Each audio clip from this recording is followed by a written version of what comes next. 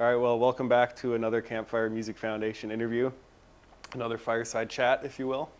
Oh, perfect. Oh, the fire's going. Yeah. Okay, that's tight. Today, we're honored to have the one and only Arthur L.A. Buckner here with us today. Welcome. Thank you for having me.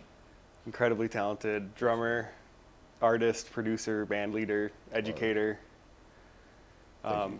Yeah, thanks for being here, man.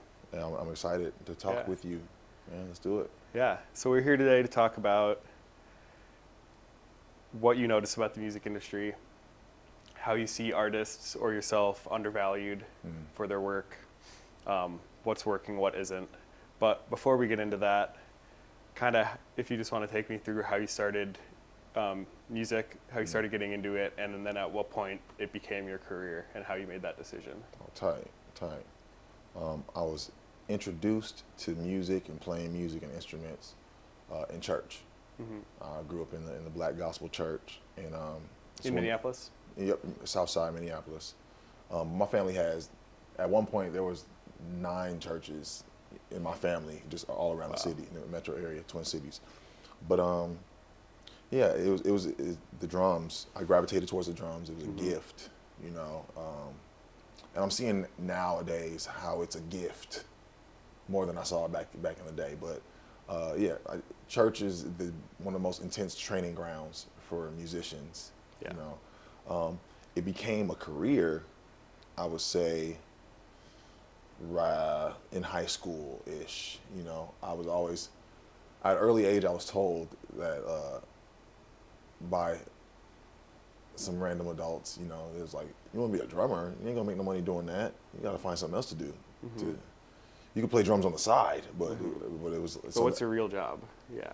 You know what I'm saying? Yeah. So that deterred me for years of like really pursuing drums wholeheartedly. You know, I was always playing in church and on the side, but my first years of college, I didn't know what I wanted to do. You know, I thought I was going to be a sports journalist. You know, and long story short, I ended up at a music school. I took music classes at my community college.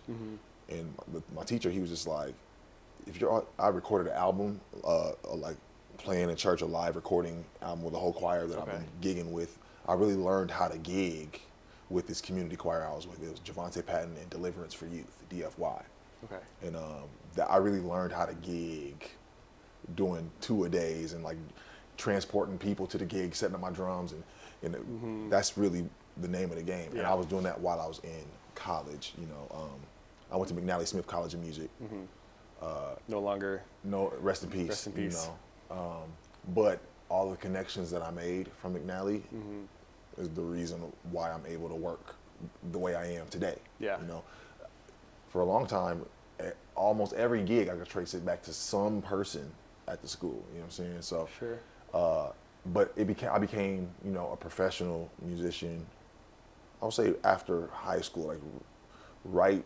My senior year of high school, right after school was done, that's when the Deliverance for Youth, the choir thing was popping off. Okay. So, yeah, right after high school, I was always playing. I became the drummer of my church when I was 11, when my big cousin moved away to college, and that responsibility became mine at 11 years old. So I was playing in front of people. So you've been surrounded by it? My whole life, I was drenched in it. But it's very African, bro. Like, you know, in Africa, they don't even really have a separate word for music because it's so embedded in everything that happens in life, right? So, I became a pro drummer, I think, like right after high school, and then I went to college for it, and the rest is history, bro. It's like all the connections from school and from the city, from church in the city, they established me as an artist, and I'm able to create and make music now, you know. So that's how it happened. I did the school thing, but I also did the everyday life church thing too. Was there a point where did you need another job like throughout high school and throughout college, or at what point were you able to support yourself with your music?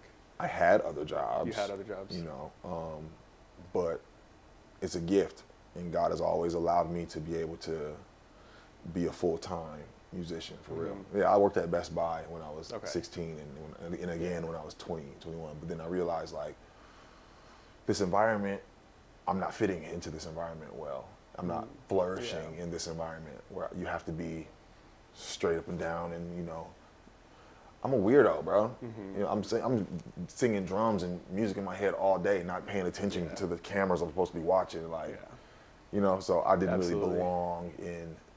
And look, even nowadays, bro, I still go to. I was in a 9-to-5 corporate kind of setting for work a couple years ago.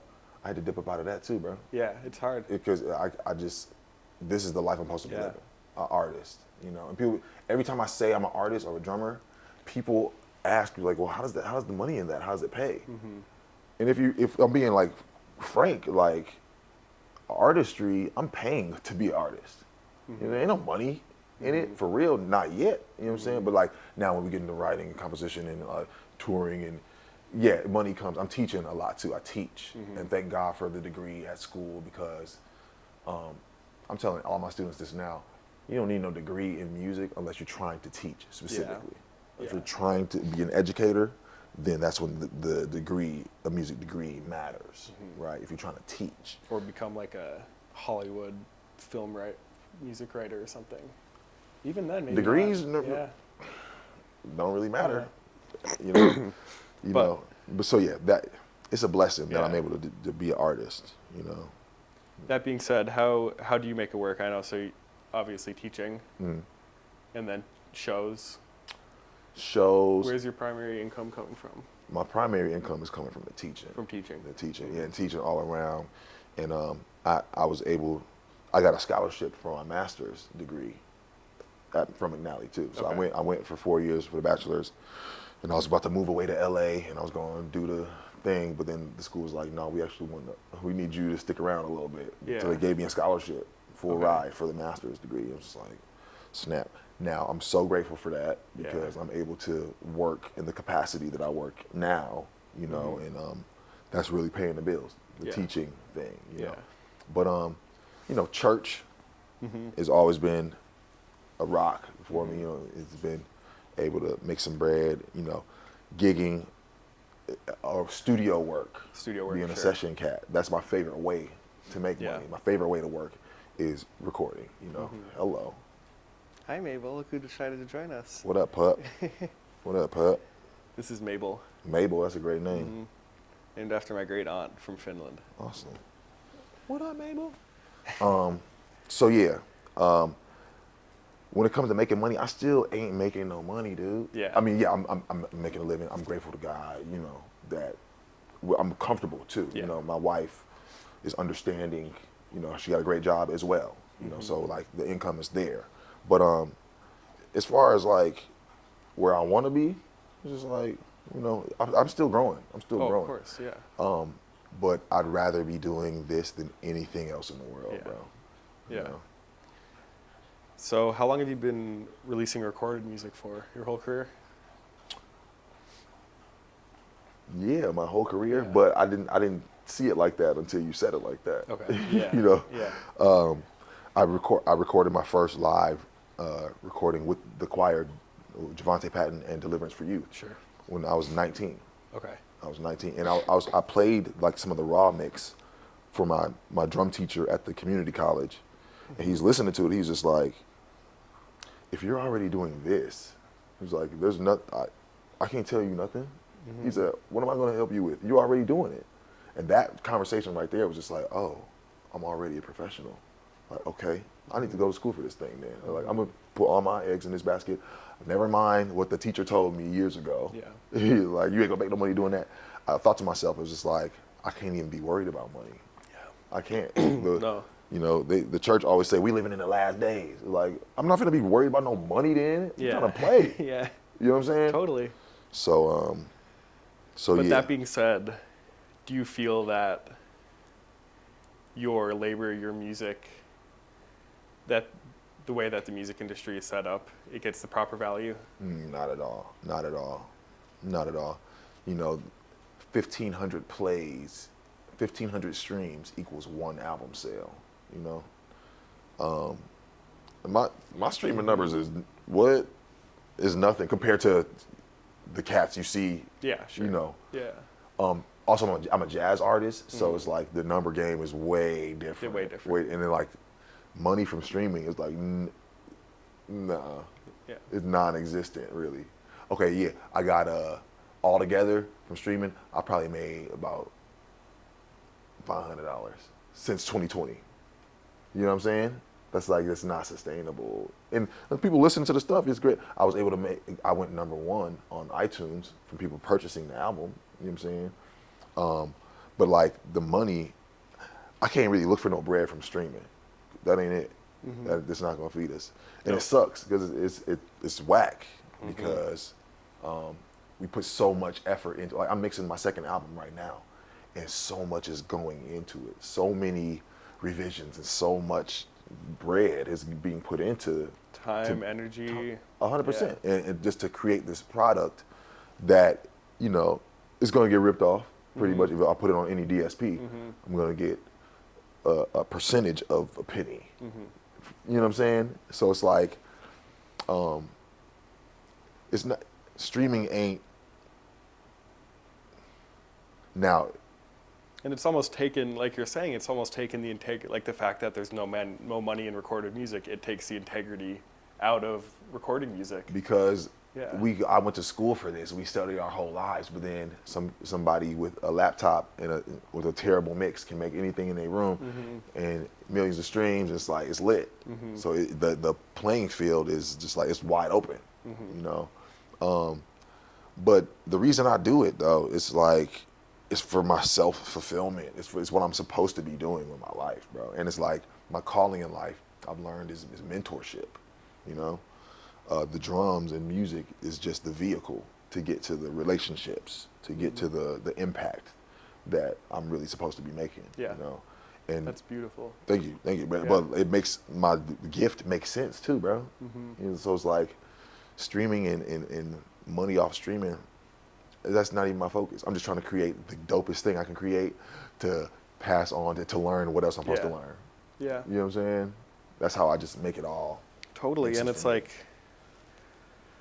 it's the case with you, it's the case with so many artists, is you have fans listening to your music, but the money that they're paying to listen to it, it's not coming back to you.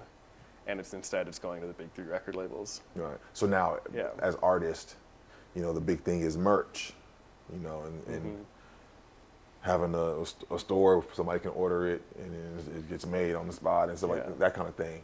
And I'm getting into that too. But you shouldn't have to just wear all of these sorts of hats just to make a living, like, especially when money's already being made on recorded music, it's just not coming back to you. And it's the changing nature of musical labor over the past 20, 30 years, is that artists have to be their own booking agent, they have to be their own social media manager, they have to be their own, like, everything. Merch designer, they have to be their own. One of the first things, graphic designer, flyer, all of these things, you have to do more work for less money across the board. You could hire out to do that stuff, and I'm at a point now, thank God, where I can hire folks to handle my social media. And I got a manager who. It's an awesome point to be at. And I got a manager who sought me out. It was just like, you know what? They've been in the business for 30 plus years, and they're not just wasting their time. They say, you got something that I want to use my connections to help you. All right, so put this together, do this. I have phone calls every week, a checklist of stuff that got to be in order for this album to drop and to be shopped to these labels and everything like that. So it's like I'm trying to. My last record, it was awesome, but like this one is on another level, bro. And I'm expecting it to do bigger things. What's it called? It's called Northside. Northside, yeah. Love it. We got to make some noise about the Twin Cities, bro. About where we come from. I've been beating it on my chest for the last couple of years. Like, we come from a legendary city. I come from a legendary neighborhood, right? Prince, Jimmy Jam, Terry Lewis, Jelly Bean Johnson. All come from they went to my high school. You know what I'm saying? Janet Jackson calls the Twin Cities hometown, Minneapolis. Twin Cities is the home of Stokely and Mint Condition, one of the most influential bands on the low. It's so on the low. It's like, low key. Like it's so many of the A-listers. It's like their hidden gem, like Stokely. Sure. You know what I'm saying? So it's like, I gotta represent Minneapolis. We never know who has a special tie to this city. So like, it's my time to make some noise for the North Side. And yeah, the album's called Northside. I got it. It don't sound like nothing else you've ever heard. You know, it's funky, it's dirty, it's feel good, it's beautiful. You know what I'm saying? Like, and it's just like my community. It's one of the most beautiful places in the world, but it get like that. Yeah. At the same time. Yeah. You know, so. Yeah, that's fascinating. And yeah, I think like the structures of the music industry just aren't set up to help artists. No, it's set up to lead artists dry. You know, but we willingly play the game. Oh no, it's because we're artists. We got to create. Well, there's no alternative. I mean, we got to create. What's the alternative? Not creating. And honestly, it's like streaming. Yeah, it's whack, but if you put out enough stuff and you consistently creating, like, it can work out. You know, I like this artist. I love this bass player, Mono Neon. Right, dude got like 14 albums, bro. He got like 14, 15 projects, and like they're not mixed and mastered to perfection and all that. Like two of the joints he released is like he put some different kind of work into it, but like these other joints, he's just making at the crib. Yeah. He's pushing them out. Yeah. And it's just like, okay, you could, as much as I listen to his stuff, he could probably be making some decent turnaround. Totally. Some okay bread from streaming. Now, you know. Or maybe he's doing that because he's not making bread from streaming. And you got to put more music out just to get to the, possibly. And also, being a jazz musician who doesn't say lyrics, who doesn't write lyrics or sing, then that's a whole nother avenue. You know, it's a different game you play. Now, a lot of artists and jazz musicians are singing, even when they're not good singers, they still singing, and because like they're trying to get that writer and that publishing bread, the songwriter kind of thing. So it's like there's ways to capitalize on it and still be artists. It's just timing for me, man. I'm gonna get into singing too. I do sing. My family, I come from a family of singers. I just don't like singing. Yeah. I don't like singing in front of people either. Yeah. In the car or in the shower to wash them dishes, I get down. But that's all about to change, though, you know, because I'm just trying to tap in. I'm trying to do something completely different with this album after Northside.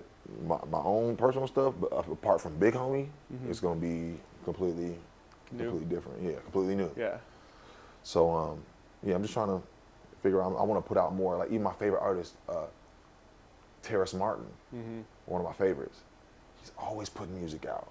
Yeah. But like it's his job. He be at the studio all the time, collaborating with folks like. Yeah. So I mean,